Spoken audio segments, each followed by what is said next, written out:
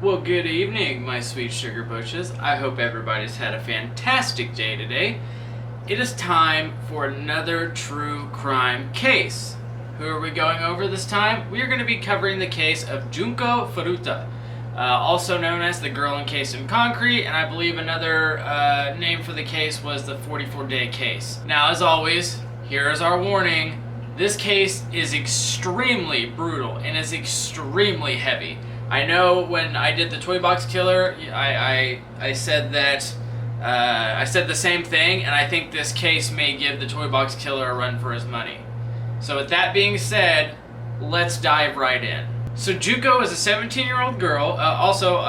This case took place in Japan, so if I butcher some of these names, I'm sorry. We're going to try our best. But anyways, Junko was a 17-year-old girl living in Japan. She was, by all accounts, a phenomenal student. She loved her studies. She also had a part-time job, and she had recently just taken a job with an electronics retailer that she planned to work for after she graduated from high school. On November 25th of 1988, Junko is riding her bike home after she finished her shift at her part-time job. Now, at the same time, two gentlemen by the name of Hiroshi and Nobuharu were also walking around the same area, and they had planned to go out that night to kidnap and rape a young woman. That's when they saw Junko riding her bike down the street. Now, Nobuharu's last name is Minato, and we're gonna refer to him as Minato because it's just easier for me to remember. So Hiroshi orders Minato to go kick Junko off of her bike, which he does, and that's when Hiroshi walks up to her acting like he was just a bystander who saw the altercation, offers to walk her home after that scary encounter, to which she agrees. Now, she was under the guise that it was just a coincidence that he was there when that happened, and she, like I said, she politely accepts his offer to walk her home, and they're talking to each other and whatnot while they're walking home. Well, she doesn't realize that he's actually leading her to a nearby warehouse. Now, when they get to this warehouse, Hiroshi reveals that he has ties to the Yakuza and starts brutally beating and raping Junko. So after he's finished raping and beating Junko in the warehouse, he takes her to a nearby hotel, and at that hotel he calls his friends Minato, as well as two other friends by the names of Ogura, I think I'm saying that right, probably not, and Wasushi, and brags to them about what he has done, how he's kidnapped this girl, and how he has raped her and he now has her in a hotel.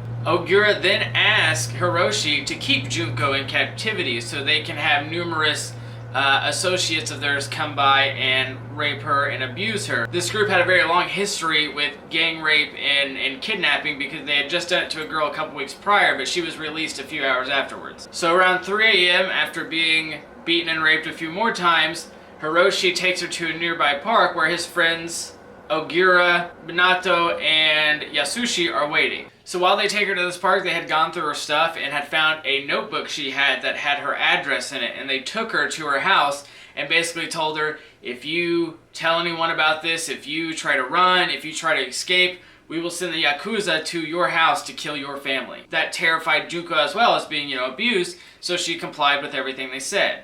Now afterwards, that altercation, they took her to Minato's parents' house, which was basically their gang hangout, and started keeping her there. So on the 27th of November, Junko's parents call the police and report the disappearance of her daughter.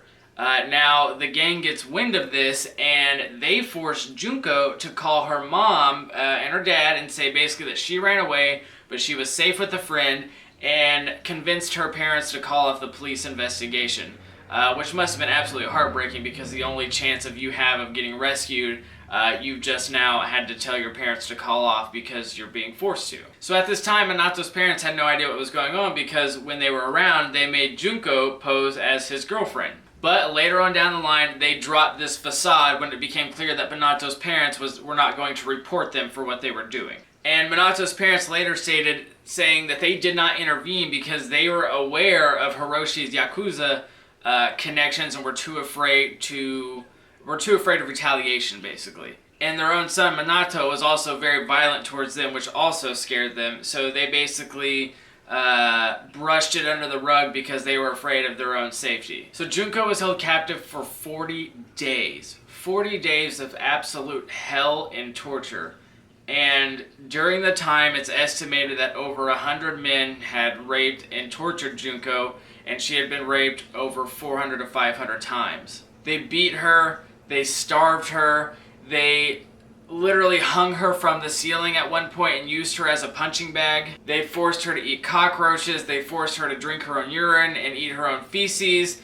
They forced her to like masturbate in front of them, and then they made her sing songs while they would beat her with barbells and punch her and kick her. They also forcefully inserted objects into her rectum as well as her vagina, some of which were a large glass bottle, light bulbs, even so much as fireworks, which they would then light and allow to explode while inside of her. They would also put lit cigarettes out on her groin area, her clitoris, her vagina. They would also pierce her nipples with sewing needles, and at one point, one of them took a pair of pliers and completely ripped one of her nipples off.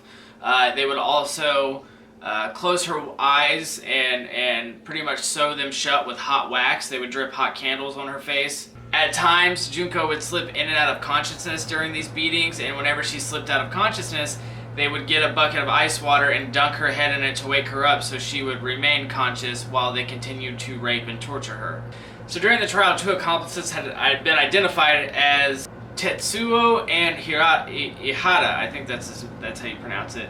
And Tetsuo was more willing. He was very willing to beat Junko and rape her, whereas Ihara, during the trial, it was revealed that he had to be pretty much bullied into doing it, and after that night he went home and he had such a guilty conscience that he ended up telling his brother about what was happening. His brother then goes to his parents, and his parents call the police, which makes two police officers show up at the Minato residence, but Minato's parents answer the door. The police begin questioning Minato's parents, who they know what's happening. They're very aware of what's taking place in their home, how could they not? Minato's parents say, well, do you want to come in and have a look around? And these f***ing police officers say, no, we're fine. Their reasoning was, if they had something to hide, if there was a girl inside, why would they offer to come look around? Why would they offer us to go inside and have a look if they knew we were just going to find the missing girl? So they said, no, we're good, no worries, and then left. If those police officers, this was 16 days into the torture, if those police officers had gone in and done their f***ing job and searched the house, Junko would may very well still be alive today. She would have survived her injuries. So around the beginning of December, Junko actually was able to sneak away while the boys were preoccupied and phoned the police. But before she could say anything, she was discovered by Hiroshi, and he hung up the phone. The emergency dispatcher called back, and Hiroshi explained that it was an accident, and there goes another chance of her being rescued. As punishment for her trying to contact the authorities, her kidnappers doused her legs in lighter fluid and set her on fire, as well as shoving large bottles up her anal cavity. And this caused Junko to go into a fit of convulsions, basically having a seizure. But the boys thought she was faking the seizure for them, so they would stop beating her. And since they thought she was faking it, they doused her again in lighter fluid and set her on fire once more. It's reported that on multiple occasions, Junko asked her attackers to please just kill her, get it over with, and I can only, I could not imagine the amount of pain and suffering she went through. It's truly heartbreaking. I can understand why you would ask someone to just kill you instead of just repeatedly putting you through this torture. Now this was around December, and in Japan, Decembers are very cold. It can get in the negatives. They were forcing her to sleep out on the balcony. They would lock her in freezers. Now at one point, Junko had lost all control of her bowel movements, and so she would frequently, she couldn't control her bladder either, so she would urinate on the carpet or she would defecate, and because she couldn't stop it, she couldn't control it because of how bad she was beaten, and for that she received further beatings. At this point in time, Junko's legs and body were so badly broken and damaged that literally at one point it took her an hour to crawl from upstairs into the room where she was kept all the way downstairs to the bathroom. a whole entire hour because of how much torture she had been through. So she had been so badly beaten, so badly tortured that she became extremely disfigured, and she had tons of wounds all over her that were infected, and she began giving off a foul smell, which caused the boys, her captors, to lose sexual interest in her. And due to that, the boys went out and kidnapped and gang raped another 19-year-old girl who was on her way home from work, just as Furuta was, but they didn't keep her. They let her go a few hours later. On January 4th of 1989, Hiroshi made Junko play him in a game of mahjong, and she ended up winning. This angered Hiroshi, so the boys then started beating her once more. So as they were beating her, they dropped iron barbells, heavy weights on her stomach and face. They made her stand up and continued to beat her legs with the iron barbells until she collapsed onto the floor. They placed short candles on her eyeballs and let the hot wax drip into her eyes, and then they then proceeded to beat her more. And now that she was being beaten so bad, her infected wounds had opened up, and so to stop the boys from getting any of it on their hands, they placed plastic bags around their hands and taped them, and then continued to beat her. So after they placed these bags on their hands, they continued to beat her. They then doused her legs, arms, and face in lighter fluid and set her on fire. Eventually, Junko went into another fit of convulsions and became unresponsive. This beating lasted 2 hours. 2 hours of being beaten, hot wax poured into your eyes, being set on fire. Just the most grueling torture you can imagine for 2 whole hours. It was then that Junko succumbed to her wounds and passed away. But the boys didn't believe that she was actually dead. They thought she was just faking it so they would stop beating her. It wasn't until 24 hours later that they realized that Junko had actually died. So after they discovered that she had actually passed away, Nobuharu, Minato's brother, calls him and says that she's dead, basically.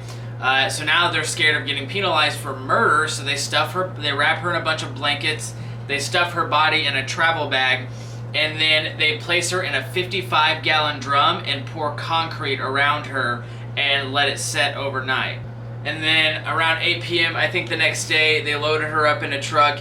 They disposed the drum into a cement truck in Koto, Tokyo, if I remember correctly. So now on January 23rd, Hiroshi and Ogura were arrested. But they weren't arrested for Junko's murder. They were arrested for the gang rape of the 19-year-old girl they had kidnapped when they lost sexual interest in Junko. So as the police are interrogating them, because they went to each of the residents and found multiple women's underwear, so as they're being interrogated, one of the police officers, there has been a string of murders that have happened. Not Junko's murder, it was a whole different case these boys had nothing to do with. So one of the police officers was like, well, if they're involved in all this, maybe they're involved in those murders.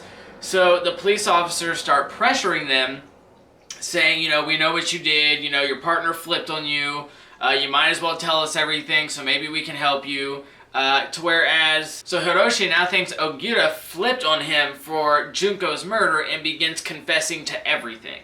And like I said, this puzzled the police officers because they had no clue that Junko was murdered, because they had forced her to call her mom and tell the police that she ran away and she was safe with friends.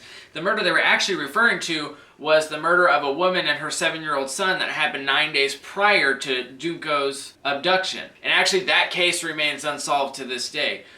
But the boys admit to everything. They tell them where to find Junko's body, everything they did, and they're now brought up on those charges as well. So police find Junko's body, and she is so badly disfigured and beaten that they cannot recognize who she is. They have to identify her from her fingerprints, because that's how bad her body and her face were disfigured from the beatings. So on April 1st, one of their accomplices, Ogura, was arrested for separate sexual assault charges, and then once he was released, he was arrested again for the murder of Junko. And then eventually the police also arrested Yasushi, Nobuharu, and Minato's brother for the murder of Junko as well. So despite the brutality of the crime, these boys were all still juveniles, so they were tried as such. And during the entire process, their identities were not revealed to the public because they were juveniles. But a reporter from the Shukan Bunshun, I think that's how you say it, I'm sorry if I've messed that up, discovered their identities, figured out their names, She said, that, these boys don't deserve privacy for what they did, and that reporter released their names to the public, God bless their soul. Since they were minors, they pled guilty to bodily injury that resulted in death instead of murder. So Hiroshi, their alleged leader, was sentenced to 17 years in prison, to which he tried to appeal that sentence, saying it was too much for what he had done. And a judge looked at it and was like, yeah, that, I'm gonna give you 3 more years for being a little asshole. And that 20-year sentence is actually the second highest sentence you can receive in Japan before it becomes life of imprisonment. Hiroshi's mother actually reportedly sent the Junko's family 50 million yen, which translates to about $425,000 US dollars, sent it to Junko's family after selling their home. And then in 2004, Hiroshi was denied parole and he was released in 2013, to which he was later arrested again on fraud charges, but they didn't have enough evidence, so he was released once more into the public. So Nobuharu was another accomplice, was originally sentenced to 4 to 6 years in prison, which is insane for the crimes he committed. Well, he also tried to appeal that, and the judge again looked at it and was like, oh no, absolutely not. And was resentenced to 5 to 9 years. Yeah, so good on that judge. He was 16 at the time of the murders, and Minato's parents and brother weren't charged for the crime. Junko's mother was absolutely distraught at how such of a light sentence he got, which I would be too. I don't give a shit how old you are. If you can do something that heinous, like, you deserve to be put away for life. But Junko's mother, or Junko's parents, did file a civil suit against Minato's parents, and they did win because it happened in their home, and they were aware and they did nothing about it. And after release, Minato moved into his parents' house, their new house, never got a job, never worked. Yasushi was originally sentenced to 3 to 4 years in prison, but he also tried to appeal it, and the judge again was like, F you, buddy, and gave him a 5 to 7 year sentence. So Ogura was sentenced to 8 years in juvenile prison and was released in 1999. He was 17 at the time of the murders. And during this time of being in juvenile prison as well as being released, he often boasted about the murder of Junko. He talked about it very excitedly, talked about how he did it, and it was no secret that he had done it because he bragged about it to people. And in 2004, Ogura was arrested again because there was a man he thought was involved with his girlfriend at the time, and so he tracked this man down, abducted him, took him to a bar that his mother owned, and reportedly beat the man for hours, basically telling him, I've killed before, I know how to get away with it, I'm gonna kill you. He was arrested for those crimes and given 7 years and then was released. Ogura's mother actually has been reported, it's been reported that she vandalized Junko's grave, stating that she ruined her son's life. Sweetheart, your son ruined his own damn life. Obviously, he's a piece of shit, maybe you weren't the best parent, but for you to blame this poor innocent girl that was tortured and brutally murdered and raped by your son for ruining your son's life, fuck you. It's also said afterwards that Ogura had depleted his entire family savings buying luxury goods and stuff like that, and basically just being a dumb piece of shit. Oh yeah, and then the police officers that denied to go into the Minato's home and search had been fired and reprimanded for not going in and searching because they could have found Junko and she would have been alive. This case is wildly regarded as the sentencing being too light for the crimes that were committed. I wholeheartedly agree. It's said that during the trial, when they started describing what they did to Junko, one of the people in the gallery fainted because of how atrocious it was. You know, if hell exists, these have a first-class ticket there. Because I don't believe in any sort of anonymity for these pieces of shit, I'm actually going to tell you that 2 of them, I believe, tried to change their names so people wouldn't realize they were associated with the murder of Junko. Let's see here. Hiroshi Miyano later changed his name to Hiroshi Yokoyama, and Joe Ogura actually changed his name to Joe Kamisaku.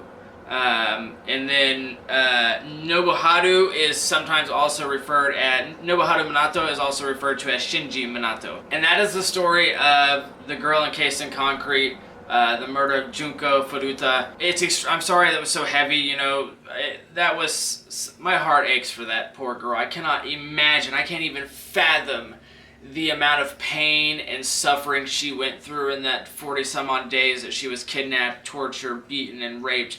The atrocities that these men committed on her are unforgivable. And like I said prior, if hell exists, they have a first class ticket there. And I hope they spend the rest of their afterlife being tormented and tortured as they did to Junko. Because I can only imagine her soul is how hard it must have been for her soul to actually rest in peace after the things that were done to her. Sorry that was so heavy. I know we do really heavy ones every now and then, but I feel like, it's a story that needs to be told, no crime too gruesome, we're gonna cover it all, you know what I'm saying? So now it's time to pull a name out of our murder pot to see who we're gonna do next week. I've been adding names that you guys have been giving me, so let's give it a nice little shake.